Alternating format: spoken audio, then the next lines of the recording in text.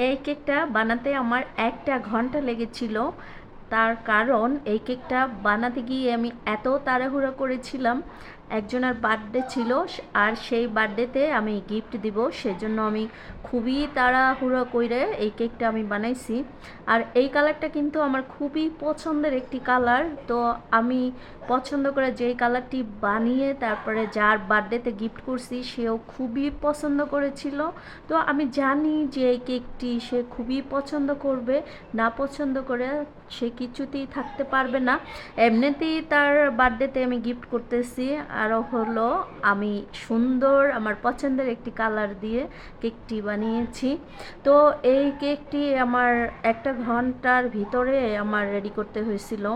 তো আমি খুবই আল্লাহ আল্লাহ করতেছিলাম যে আল্লাহ, আমি 1 ঘন্টার ভিতরে যেন আমি কেকটি বানিয়ে তাকে গিফট করতে পারি। তো আলহামদুলিল্লাহ আমি 1 ঘন্টার ভিতরেই কেকটি বানিয়ে ফেলেছি।